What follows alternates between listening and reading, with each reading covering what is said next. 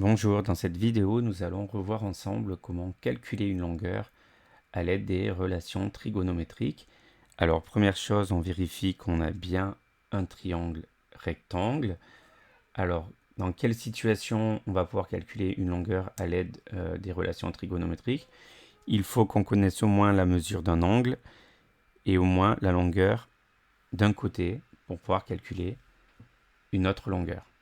Donc maintenant, le premier travail qu'il y a à faire, c'est d'abord repérer l'angle. La mesure de l'angle qui est donnée, c'est 53 degrés. C'est la mesure de quel angle? C'est la mesure de l'angle TAC. Alors ce petit travail-là, tu peux le noter sur ta feuille ou le faire au brouillon. Donc on connaît la mesure de l'angle TAC qui fait 53 degrés. Et maintenant, on va repérer. Quelle est la longueur que l'on connaît? C'est la longueur TC.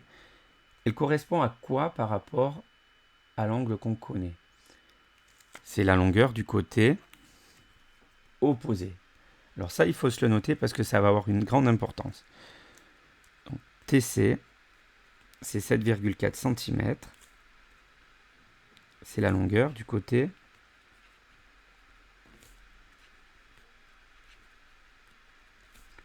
opposé à l'angle TAC.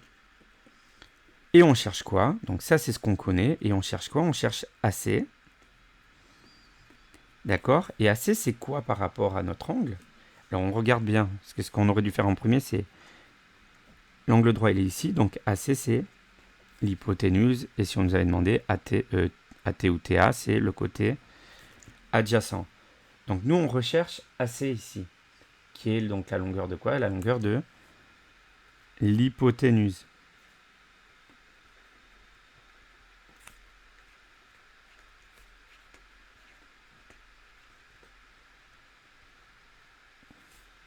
Donc toujours, je commence à lister ce que je connais en commençant par l'angle, puisque le côté adjacent et le côté opposé, ils vont être définis par rapport à cet angle, d'accord? Et ensuite, ce que je cherche.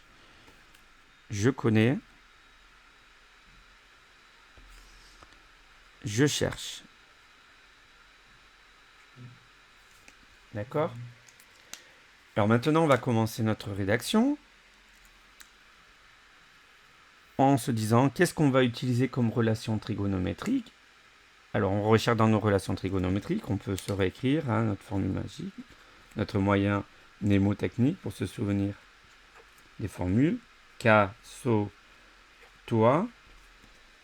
Et où est-ce que je vois intervenir donc le côté opposé et l'hypoténuse? Dans quelle relation trigonométrique? O et H, c'est dans le sinus. D'accord? Donc, je vais dire quoi? Première chose, la condition. Pour pouvoir utiliser les relations trigonométriques, je suis dans un triangle rectangle. Donc, dans le triangle ATC ou TAC, ATC rectangle en T, on a. Alors on a dit qu'on allait utiliser le sinus. Donc j'ai écrit la relation trigonométrique avec les lettres. Sinus de quel angle? Sinus de l'angle TAC. Ou CAT, comme vous voulez. TAC est égal à quoi? Côté opposé sur hypoténuse. Attention, l'ordre, je ne me trompe pas.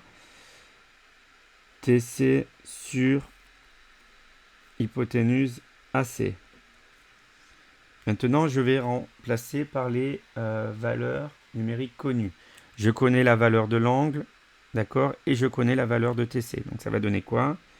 Sinus de 53 degrés égale à 7,4 sur AC. C'est normal, je ne connais pas AC pour le moment. Alors à ce stade, j'ai fait le plus difficile. Il y a juste une petite astuce maintenant pour terminer. Moi, je rappelle qu'on veut déterminer AC. À ce moment-là, vous prenez votre relation trigonométrique et vous faites apparaître une écriture fractionnaire. Vous mettez tout sur 1. Que vous ayez cosinus, sinus, tangente, ça sera la même chose. Sinus de 53 degrés, c'est un nombre. D'accord? Donc on va écrire ce nombre sur 1. À quoi ça va nous aider? On a une égalité de deux quotients quand on a un nombre manquant sur les 4. Comment on faisait jusqu'à présent? Ben, on va utiliser les produits en croix. Les produits en croix, ils nous disent quoi? Que 1 fois 7,4, c'est égal à quoi?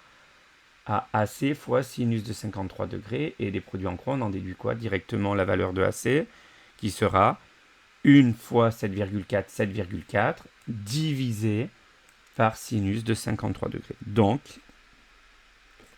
grâce à la calculatrice, après j'aurai calculé ma valeur. Donc là, j'ai dit 1 fois 7,4, 7,4, divisé par sinus de 53 degrés. Alors, je prends ma calculatrice et j'y vais. 7,4 divisé, alors c'est pas très visible à l'écran, 7,4 divisé par sinus de 53 degrés. Alors ça marche aussi, hein, si on ne ferme pas la parenthèse. Voilà. Et donc on trouve 9,2658, etc. Donc nous, on va garder une précision, allez, de un chiffre après la virgule. Je peux donner alors, soit une valeur approchée, soit une valeur arrondie. Si l'énoncé, on vous dit donner une valeur approchée au dixième, vous aurez le choix entre, si je coupe un chiffre après la virgule, 9,2 ou 9,3. Si je vous demande une valeur arrondie, avec 9,26, on est plus proche de 9,3, donc on prendra 9,3. Donc là, je vais prendre la valeur arrondie. AC est environ égal à 9,3 cm. Alors, on peut vous dire prendre une valeur arrondie au dixième, ou on peut vous dire aussi, comme on est en centimètres, prendre une valeur arrondie au millimètre. D'accord? Ça veut dire un chiffre après la virgule. Alors, pour t'entraîner, je te donne deux petits exercices. Essaie de mettre la vidéo sur pause, de les chercher, et après, tu auras la correction. On se retrouve ensemble pour la correction des deux cas qui étaient donnés. Donc, un premier triangle rectangle KLM qui est rectangle en K.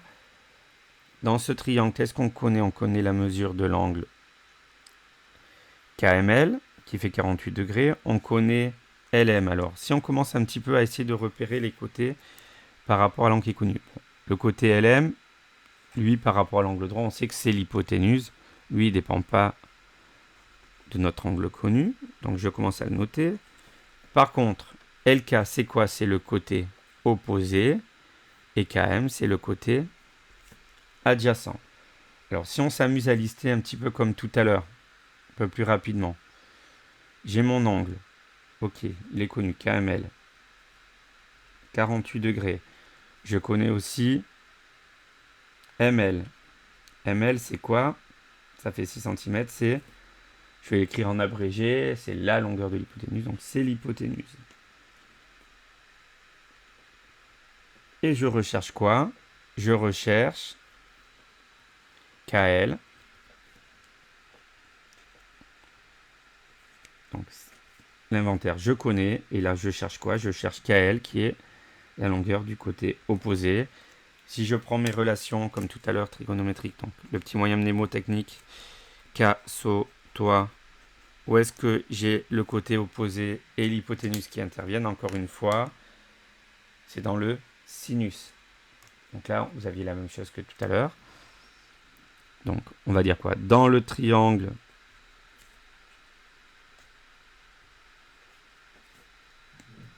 KLM, rectangle en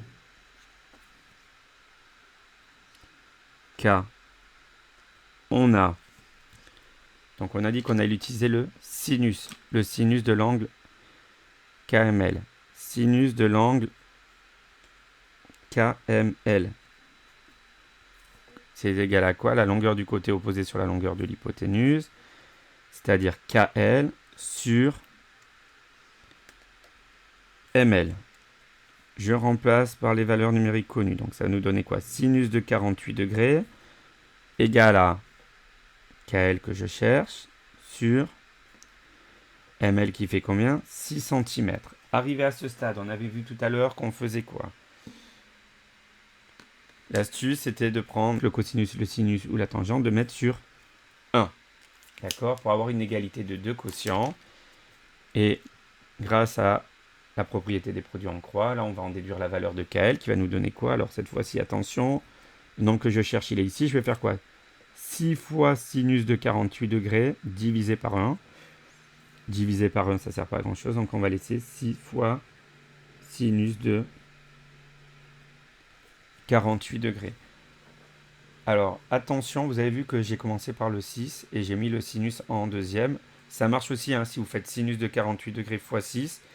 Le risque est que vous risquiez de ne pas fermer la parenthèse et de vous retrouver avec des problèmes. D'accord? Donc mettez toujours votre cosinus, votre sinus ou votre tangente en deuxième dans la multiplication et au moins vous serez tranquille. Et donc là, on va calculer maintenant quel en tapant 6 fois sinus de 48 degrés sur la calculatrice. Vous voyez là au moins si je ferme pas la parenthèse, j'ai pas de souci. Et ça nous fait 4,4588, etc. Donc nous on voulait une valeur arrondie au millimètre. Comme on est en centimètres, les millimètres c'est un chiffre après la virgule. Donc on va arrondir un chiffre après la virgule.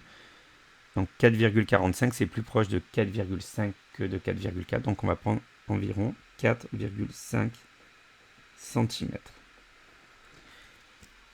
Voilà pour ce premier exemple. Donc maintenant on passe au deuxième cas.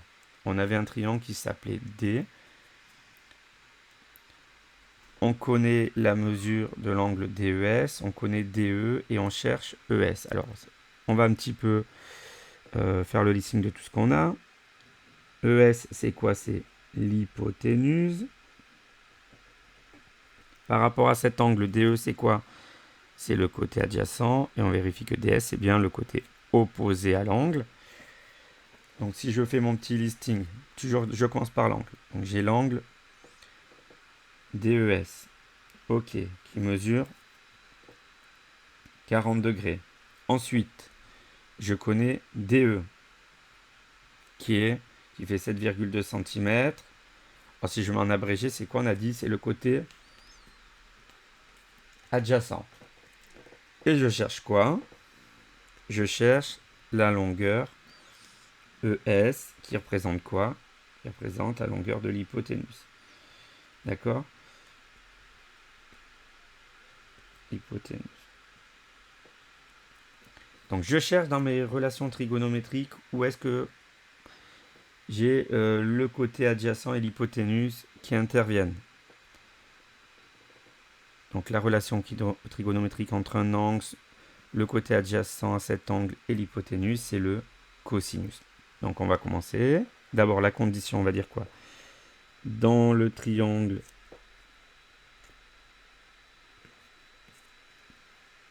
DES, rectangle en D, on a dit qu'on allait utiliser le cosinus. Cos de DES, de l'angle DES égale à quoi? Côté adjacent sur hypoténuse. Côté adjacent, c'est DE sur l'hypoténuse ES. Une fois qu'on a la relation avec les lettres, on remplace par les valeurs connues. Ça donne quoi? Cosinus de 40 degrés égale DE 7,2 sur ES qu'on cherche toujours. Alors attention, on est en centimètres, donc obligatoirement la longueur que l'on trouvera, elle sera en centimètres. Comme tout à l'heure, cosinus de 40, l'astuce, je mets sur 1. Les produits en croix, il me dirait quoi? Que 1 fois 7,2 égale à ES fois cosinus de 40. Donc si je veux déterminer directement ES, je vais faire quoi? Je commence par la multiplication des deux nombres qui sont connus. 1 fois 7,2, ça fait 7,2, divisé par cosinus de 40. D'accord? Alors moi je privilégie toujours l'écriture fractionnaire, mais s'il y en a qui écrivent en ligne 7,2 divisé par cosinus de 40, c'est juste.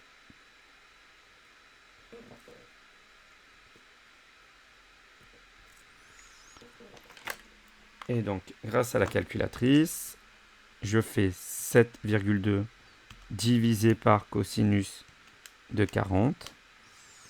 Et je trouve 9,39 et des poussières. On rappelle qu'on veut encore une fois une valeur arrondie au millimètre.